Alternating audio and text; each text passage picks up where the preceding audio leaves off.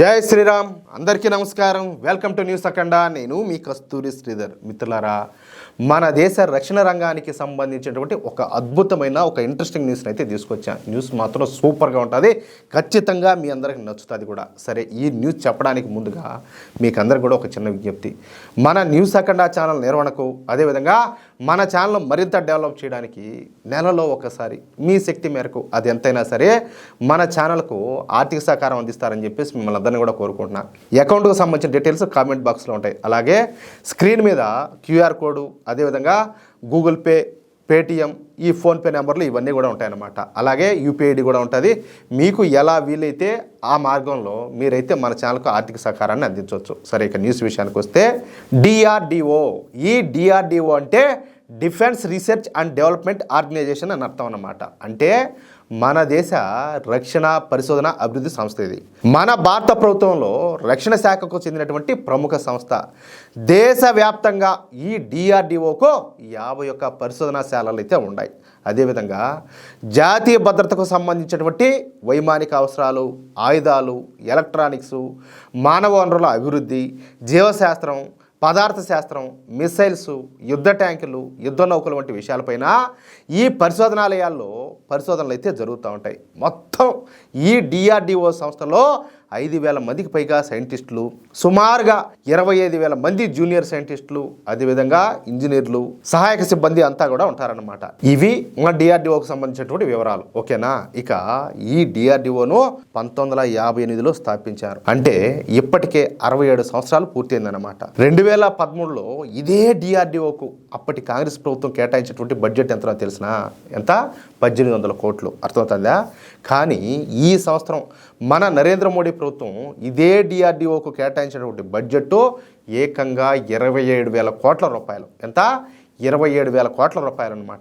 ఇవి గాక మరో 9,000 కోట్ల రూపాయలు రిజర్వ్లో పెట్టారు. అంటే అవసరమైతే డిఆర్డిఓ వాడుకోవడానికి అని చెప్పేసి వీలుగా మరో 9,000 కోట్ల రూపాయలను భద్రపరిచారనమాట. మిత్రులారా, దీన్ని బట్టి మీరు అర్థం చేసుకోండి ఏ ప్రభుత్వం ఎలా పనిచేస్తుంది, మన దేశంలో రీసెర్చ్ ఫీల్డ్స్ను ఏ ప్రభుత్వం అభివృద్ధి చేస్తుందన్న విషయాలను మనమైతే తెలుసుకొని తీరాలా. అందుకే ఈ లెక్కలన్నీ కూడా చెప్పిన. పైగా డిఆర్డిఓకు ఉన్నటువంటి పరిశోధనాశాలల్లో అధిక పరిశోధనాశాలను మోడీ ప్రభుత్వం ఈ 11 సంవత్సరాల్లోనే నిర్మించింది. సరే, ఇక అసలు విషయానికి వస్తే గత 10 సంవత్సరాలలో మన డిఆర్డిఓ తన విశ్వరూపాన్ని అయితే ప్రపంచానికి చూపిస్తుంది. ఇప్పటి వరకు ఈ మిసైల్ టెక్నాలజీలోనే కింగ్ అనిపించుకున్నటువంటి మన డిఆర్డిఓ ఇప్పుడు రాడార్ టెక్నాలజీలో కూడా సూపర్ కింగ్ అనిపించుకుంటుందన్నమాట. అది ఎలా అనేది మీకు వివరంగా చెప్పే ప్రయత్నం అయితే చేస్తా. ఓకేనా? రాడార్లు అంటే మన దేశం మీదకు వచ్చేటటువంటి యుద్ధ విమానాలను, డ్రోన్లను, మిసైల్స్ను గుర్తించి ట్రాక్ చేసే వాటినే రాడార్లు అంటారు. ప్రస్తుతం ప్రపంచంలోని అగ్రరాజ్యాలన్నీ కూడా ఏఈఎస్ఏ రాడార్లు అయితే ఉపయోగిస్తున్నాయి. ఇక్కడ ఏఈఎస్ఏ రాడార్లు అంటే యాక్టివ్ ఎలక్ట్రానిక్ స్కాండ్ అరే రాడార్ అని చెప్పి అర్థం అనమాట. ఈ యాక్టివ్ ఎలక్ట్రానిక్ స్కాండ్ అరే రాడార్లు కేవలం కొన్ని దేశాల దగ్గర మాత్రమే ఉన్నాయి. వాటిలో మన భారతదేశం కూడా ఒకటి. భారత 2021లో అనుకుంటా ఉత్తమ్ అనేటటువంటి ఈ యాక్టివ్ ఎలక్ట్రానిక్ స్కాండ్ అరే రాడార్ని అయితే అభివృద్ధి చేసింది.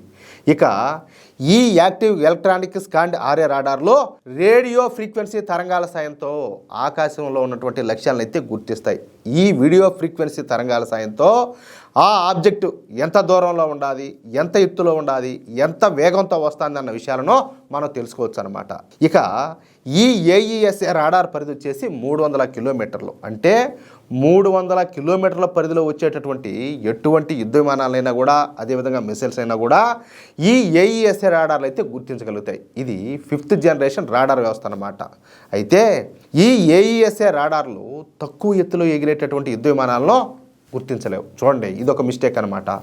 300 కిలోమీటర్ల కంటే ఎక్కువ దూరంలో ఉన్నటువంటి ఆబ్జెక్ట్ను గుర్తించలేవు. పైగా ఈ రేడియో ఫ్రీక్వెన్సీ తరంగాలను జామ్ చేయొచ్చు కూడా. అంతేకాకుండా మిసైల్ డిఫెన్స్ వ్యవస్థల నుంచి వచ్చేటటువంటి మిసైల్స్ను ఈ ఏఈఎస్ఏ రాడారు అతి కష్టం మీద ట్రాక్ చేస్తుంది. అయితే ఇప్పటికే ఈ 5th జనరేషన్ రాడార్ వ్యవస్థను తయారు చేసినటువంటి మన డిఆర్డిఓ ఇప్పుడు ఏకంగా 6th జనరేషన్ రాడార్లను తయారు చేసి చూపించింది. చూడండి, అదే ఫోటానిక్ రాడార్. ఈ ఫోటానిక్ రాడార్ అనేది రేడియో తరంగాలను కాకుండా ఫోటోనిక్స్ను ఉపయోగిస్తుంది అన్నమాట. ఇది ప్రధానంగా కాంతిని ఈ రాడార్ తరంగాల్లాగా మారుస్తుంది. ఈ వ్యవస్థలో ప్రధానంగా లేజర్లు, అదేవిధంగా ఆప్టికల్ ఫైబర్లు ఉపయోగిస్తారు. దీనివలన రాడార్ మరింత వేగవంతమైనటువంటి ఖచ్చితమైన పనితీరుని అయితే కనబరుస్తుంది. చూడండి, ఈ ఫోటానిక్ రాడార్లు చాలా తక్కువ వేడిని అయితే ఉత్పత్తి చేస్తాయి. దీంతో వీటి పనితనం అత్యంత సమర్థవంతంగా ఉంటుంది. ఇక ఈ ఫోటోనిక్ రాడార్ల రేంజ్ వచ్చేసి ఏకంగా 500 కిలోమీటర్లు. అంటే 500 కిలోమీటర్ల దూరం నుంచే మన దేశం మీదకి వచ్చేటటువంటి ఎటువంటి యుద్ధ విమానాలైనా సరే, డ్రోన్లైనా సరే, క్రూయిజ్ మిసైల్ అయినా సరే, అదేవిధంగా బాలిస్టిక్ మిసైల్స్ అయినా సరే మన ఫోటోనిక్ రాడార్ వెంటనే గుర్తించి సిగ్నల్స్ అయితే సెంట్రల్ స్టేషన్కి పంపిస్తుంది. ఇదంతా కూడా కేవలం 40 నుంచి 60 సెకండ్ల లోపలే జరిగిపోతుంది. చూడండి, ఏం కథ అనుకున్నారు. 40 నుంచి 60 సెకండ్ల లోపలనే పసిగట్టేసి ఇది సెంట్రల్ స్టేషన్కి పంపిస్తుందంటే ఏం మామూలు విషయం అంటేయా? సాంప్రదాయ రాడార్లు గుర్తించినటువంటి స్టెల్త్ యుద్ధ విమానాలను, అదేవిధంగా డ్రోన్లను, మిసైల్స్ను ఇవి గుర్తించగలుగుతాయి. ఇక ఈ ఫోటోనిక్ రాడార్లను జామ్ చేయడం అనేది ఎవరికి కూడా సాధ్యమయ్యే పనే కాదు. అర్థమైందా? అయితే ఈ 6th జనరేషన్కి చెందినటువంటి ఈ సరికొత్త ఫోటోనిక్ రాడార్ వ్యవస్థను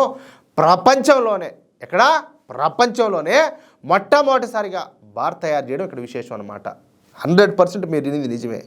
ఈ అడ్వాన్స్డ్ రాడార్ను మొట్టమొదట తయారు చేసింది మన భారతదేశమే. అది మన డిఆర్డిఓ యొక్క సత్తా అంటే. అందుకే మన నరేంద్ర మోడీ గారు డిఆర్డిఓను అంతగా ఎంకరేజ్ చేస్తారు. కాబట్టే వాళ్ళు ఇటువంటి అద్భుతమైనటువంటి ఫలితాలన్నీ కూడా సాధిస్తారు. అర్థమైందా? చూడండి, ఒక్కసారి ఊహించుకోండి, మన దేశ రక్షణ వ్యవస్థ ఏ స్థాయిలో ఎదుగుతుందో.